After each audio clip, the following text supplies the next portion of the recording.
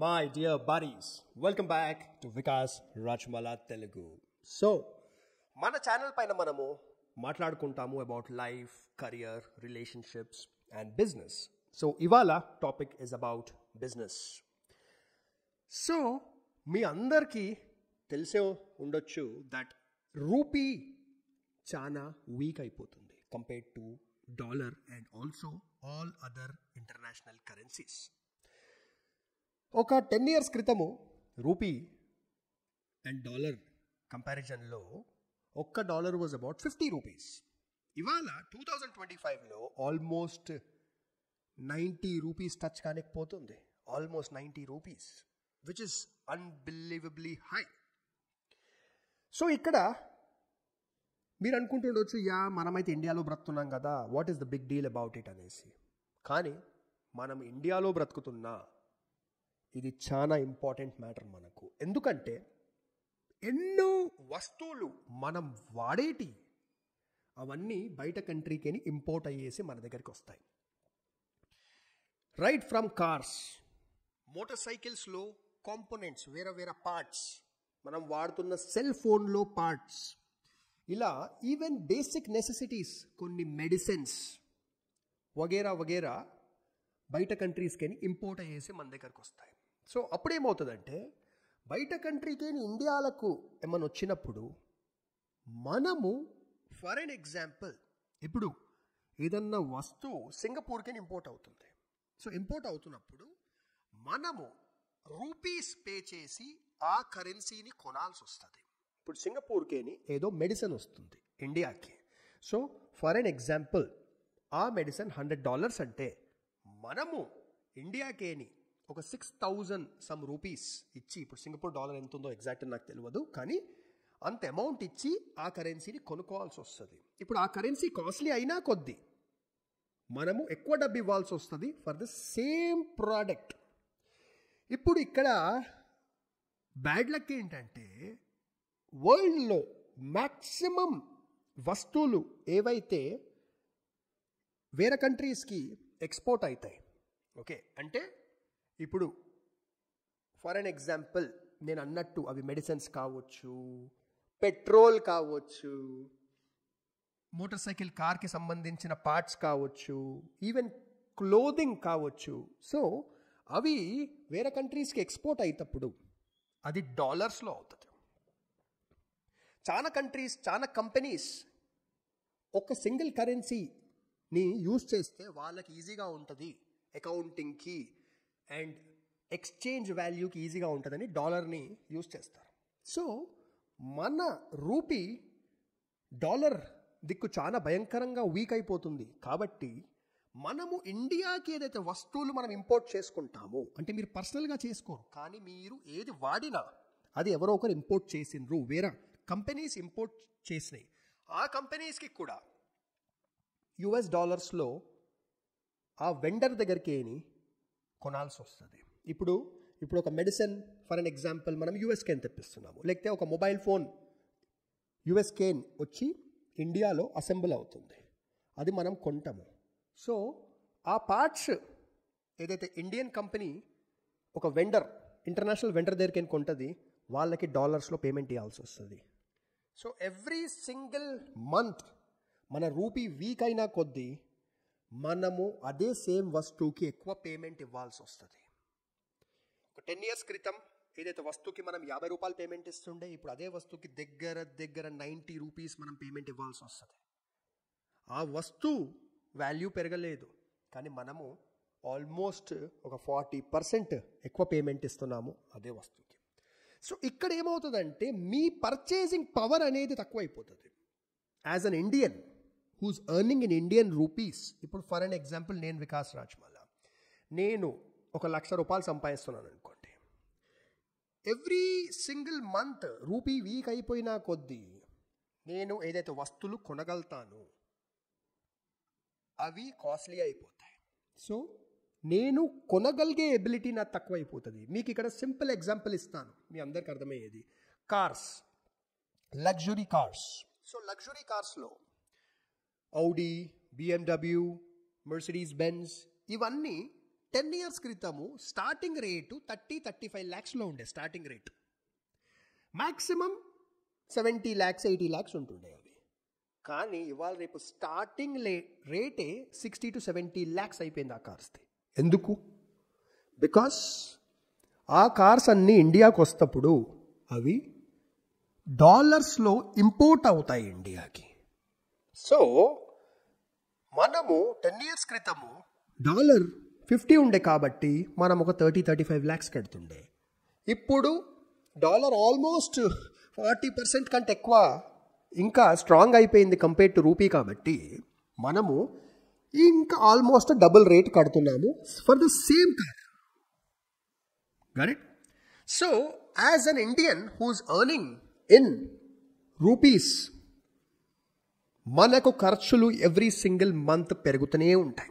ఇప్పుడు మీరు అనుకోవచ్చు, ఏంటి నేను కాస్ట్లీ వస్తువులు ఏమి కొనా, నేనైతే సింపుల్గా పొదుపుగా బతుకుతాను, నాకేమవుతుంది అనుకుంటారు. కానీ థింగ్స్ లైక్ పెట్రోల్, ఈవెన్ ఎన్నో ఇంపార్టెంట్ మెడిసిన్స్, రకరకాలు ఏవైతే ఉంటాయి మీరు రెగ్యులర్గా యూజ్ చేసేటి అవి రేట్లు పెరిగిపోతాయి. నెక్స్ట్ మీరు అనుకుంటుండొచ్చు, నేను కాస్ట్లీ వస్తువులే కొనా, సింపుల్ గ్రోసరీ కొనుక్కుంటా, నెల నెల సరుకులు కొనుక్కుంటా, సింపుల్ బట్టలు వేసుకుంటా, ఎప్పుడో ఒకసారి రెస్టారెంట్లో తింటా, నాకేమవుతుంది అని. కానీ అవన్నీ ప్రొడ్యూస్ చేయడానికి, ఇప్పుడు సింపుల్ సరుకులు ప్రొడ్యూస్ చేయడానికి కూడా, బట్టలు ప్రొడ్యూస్ చేయడానికి కూడా ఎన్నో రా మెటీరియల్ యూజ్ చేయాల్సి వస్తుంది. ఆ రా మెటీరియల్ డాలర్స్లో ఇంపోర్ట్ అవుతుండొచ్చు. సో అవన్నీ కాస్టులు కూడా పెరిగిపోతాయి.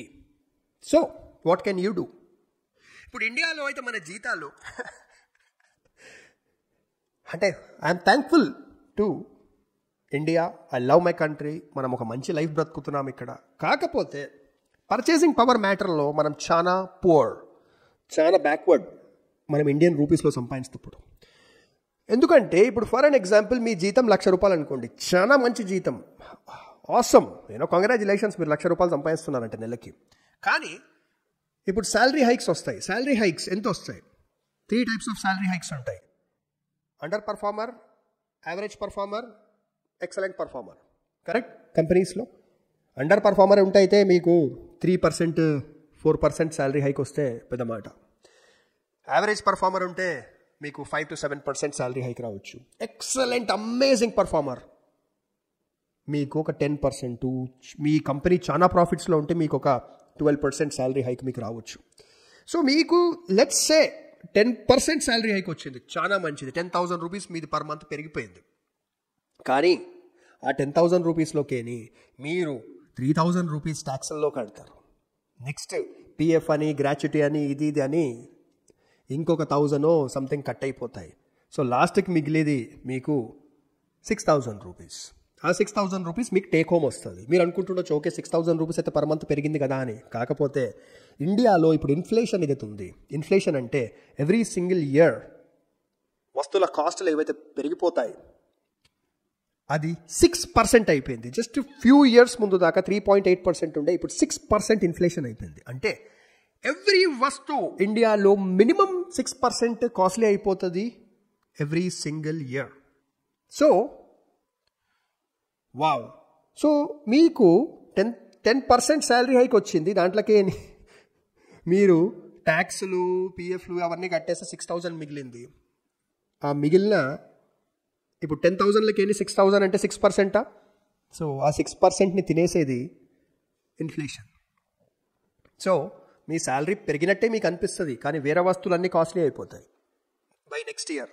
సో మీ శాలరీ పెరగలేదు. మీరు లాస్ట్ ఇయర్ మీ పర్చేసింగ్ పవర్ ఎంత ఉండే, కొద్దో గొప్ప ఈ ఇయర్ కూడా అంతనే ఉంది. మీ పర్చేసింగ్ పవర్ అనేది పెరగలేదు. సో ఇప్పుడు ఏం చెయ్యాలి అంటారు? ఏం చేయాలంటే సింపుల్గా మనం ఎక్స్పోర్ట్ ఓరియంటెడ్ బిజినెస్ చేయాలి. సో జాబ్ చేసే వాళ్ళు కూడా చేసుకోవచ్చు, జాబ్ చేయని వాళ్ళైతే చాలా ఫోకస్ కాన్సన్ట్రేట్ చేసి ఎక్స్పోర్ట్ ఓరియంటెడ్ బిజినెస్ చేయవచ్చు. సో ఎక్స్పోర్ట్ ఓరియంటెడ్ బిజినెస్ అంటే ఏంది? Very simple. మీరు ఏదో ఒక ప్రోడక్ట్ లేకపోతే ఏదో ఒక సర్వీస్ని ఇండియా కంటే బయటికి పంపించాలి, స్పెసిఫిక్గా డాలర్స్లో బిజినెస్ చేయాలి. సో దీంట్లో మీకు ఎక్స్ప్లెయిన్ చేస్తాను. ఎక్స్పోర్ట్ అనేది మనం ఒక ప్రోడక్ట్ చేయొచ్చు. మీకు సింపుల్గా ఎగ్జాంపుల్ ఇస్తాను. చాలామంది ఇంట్లో కూర్చొని పచ్చళ్ళు తయారు చేసి వీటికి సంబంధించిన లైసెన్స్లు అన్ని తీసుకొని ఇంపోర్ట్ ఎక్స్పోర్ట్ లైసెన్స్ తీసుకొని పచ్చడిని కూడా ఎక్స్పోర్ట్ చేస్తారు బయట కంట్రీస్కి. సో వాళ్ళు పచ్చళ్ళని ఎక్స్పోర్ట్ చేసేటప్పుడు వాళ్ళకి డాలర్స్లో వాళ్ళు బిల్లింగ్ చేయొచ్చు. ఫర్ ఎన్ ఎగ్జాంపుల్, మీరు ఇండియాలో ఒక పచ్చడి బాటిల్ 100 రూపీస్కి అమ్ముతారు. అదే పచ్చడి బాటిల్ ఎక్స్పోర్ట్ చేసేటప్పుడు మీరు డాలర్స్లో ఒక $5 అమ్మవచ్చు. ఇంటర్నేషనల్ మార్కెట్లో $5 అంటే పెద్ద మాట కాదు. కానీ మనకు దగ్గర దగ్గర 450 రూపాయలు అవుతుంది $5 అంటే. సో ఇక్కడ మనం ఎక్స్పోర్ట్ చేసినప్పుడు ఏమవుతుందంటే మనకు డాలర్స్లో పేమెంట్ వస్తుంది. డాలర్స్లో పేమెంట్ వచ్చినప్పుడు రూపీలో కన్వర్ట్ అయినప్పుడు it becomes bigger money. This is exactly how software companies make a lot of money. ఇప్పుడు సాఫ్ట్వేర్ కంపెనీస్ ఏం చేస్తాయి? ఫర్ అన్ ఎగ్జాంపుల్, వాళ్ళకి ఇండియన్ క్లయింట్ ఉంటే ఇండియన్ క్లయింట్కి ఏదన్నా ప్రాజెక్ట్కి ₹1,00,00,000 బిల్లింగ్ చేస్తే ఇండియన్ క్లయింట్ భయపడిపోతారు. ₹1,00,00,000 చాలా ఎక్కువ అమౌంట్, చాలా పెద్ద అమౌంట్, మేము కట్టలేము అంటారు. అందుకే సాఫ్ట్వేర్ కంపెనీస్ అన్ని మ్యాక్సిమం ఫోకస్ చేసేటి US క్లయింట్స్, UK క్లయింట్స్ పైన ఫోకస్ చేస్తారు. సో దాట్ అక్కడ ఒక ప్రాజెక్ట్లో జస్ట్ $1 million అంటే $10 లక్షలు, బిజినెస్లో $10 లక్షల చాలా చిన్న అమౌంట్. సో బయట క్లయింట్కి, ఇప్పుడు నా దగ్గర సాఫ్ట్వేర్ కంపెనీ ఉంది, నేను బయట క్లయింట్కి జస్ట్ $10 lakh బిల్లింగ్ చేస్తే దట్ ఈస్ $1 million. నాకు రిటర్న్గా పేమెంట్ వచ్చేది 8.5 to 9 crores నాకు పేమెంట్ వస్తుంది. ఎందుకంటే $1 ఈజ్ 85 ప్లస్ ఇప్పుడు 90 దాకా వెళ్ళిపోతుంది. సో దానివల్ల ఇమాజిన్ చేయండి, నేను అంతనే కష్టపడాల్సి వస్తుంది ఇండియన్ క్లయింట్కి నేను సాఫ్ట్వేర్ ప్రొవైడ్ చేయడానికి. కానీ నాకు ₹1,00,00,000 బిల్లింగ్ చేయడం కూడా చాలా కష్టమవుతుంది ఇండియన్ క్లయింట్కి. కానీ నేను అమెరికన్ క్లయింట్కి జస్ట్ $10 lakh బిల్లింగ్ చేస్తే నాకు రిటర్న్లో వచ్చేది ఆల్మోస్ట్ 9 crores. సో దీన్ని సాఫ్ట్వేర్ ఎక్స్పోర్ట్ అంటారు. ఎస్, మీరు సాఫ్ట్వేర్ ఎక్స్పోర్ట్ బిజినెస్ కూడా స్టార్ట్ చేయవచ్చు ఒకవేళ మీకు మంచి టీం ఉండి మీకు సాఫ్ట్వేర్లో నాలెడ్జ్ ఉంటే. కానీ అందరికీ ఉండదు కాబట్టి సింపుల్గా మీ దగ్గర ఏదైతే స్కిల్ ఉంది దాన్ని ఎక్స్పోర్ట్ చేయడం మీరు ఆలోచించండి. నేను చెప్పాను కదా, మనుషులు పచ్చడిని కూడా ఎక్స్పోర్ట్ చేస్తారు. అండ్ ఇప్పుడు నేను కూడా ఒక వస్తువు కాదు, ఒక సర్వీస్ని ఎక్స్పోర్ట్ చేస్తున్నాను. That is my YouTube videos. మీరు అనుకుంటున్నారు వాట్? యా. సో నేను ఇండియాలో కూర్చొని యాక్చువల్గా డాలర్స్లో సంపాదిస్తున్నాను. నాకు మల్టిపుల్ యూట్యూబ్ ఛానల్స్ ఉన్నాయి. నేను ఒక వీడియో తయారు చేసినప్పుడు ఆ వీడియోని ఇంటర్నేషనల్ ఆడియన్స్ కూడా చూస్తారు, ఇండియన్ ఆడియన్స్ కూడా చూస్తారు. కానీ నాకు పేమెంట్ వచ్చేది డాలర్స్లో. ఇప్పుడు నాకు $100 పేమెంట్ వచ్చింది అనుకోండి, $100 అది దగ్గర దగ్గర 9,000 రూపీస్ నాకు పేమెంట్ వచ్చినట్టు. సో ఇండియాలో 9,000 రూపీస్ మనిషి సంపాదించాలంటే చాలా కష్టపడాల్సి వస్తుంది. అదే నేను ఒక యూట్యూబ్ వీడియో తయారు చేసి ఆ యూట్యూబ్ వీడియో హిట్ అయిపోతే నాకు $100 పేమెంట్ రావడం చాలా ఈజీ. కరెక్ట్. సో మనం ఆలోచించాల్సింది ఏంటంటే we have to earn in dollars. మనకి ఇండియాలో జాబ్ ఉంటే కూడా ఆ జాబ్ చేస్తూ డాలర్స్లో ఎలా సంపాదించాలి అని మీరు ఆలోచించాలి. It is very very important. మీరు ఒక బిజినెస్ చేస్తుంటే ఇండియాలో రూపీస్లో సంపాదించి ఆ బిజినెస్లో ప్రాఫిట్లు సంపాదించడం చాలా కష్టం. కానీ మీరు ఆ బిజినెస్లో ఆ ప్రోడక్ట్ని బయట కంట్రీకి ఎక్స్పోర్ట్ చేస్తుంటే ప్రాఫిట్ సంపాదించడం ఇంకా బెటర్గా పాసిబుల్ అవుతుంది. సో రీసెర్చ్ చేయండి, అసలు ఎక్స్పోర్ట్ ఓరియంటెడ్ బిజినెస్ ఎలా పెట్టాలని. దాని గురించి నేను మళ్ళీ ఒక డెడికేటెడ్ వీడియో తర్వాత తయారు చేస్తాను, లేదా కమెంట్ సెక్షన్లో రాయండి. I will try to make it as soon as possible.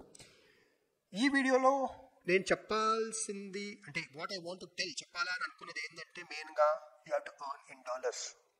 Part time అన్న మినిమం ఒక ఫ్యూ $100 అన్న మీరు ఎవ్రీ మంత్ మీరు సంపాదించాలి. You have to earn in dollars.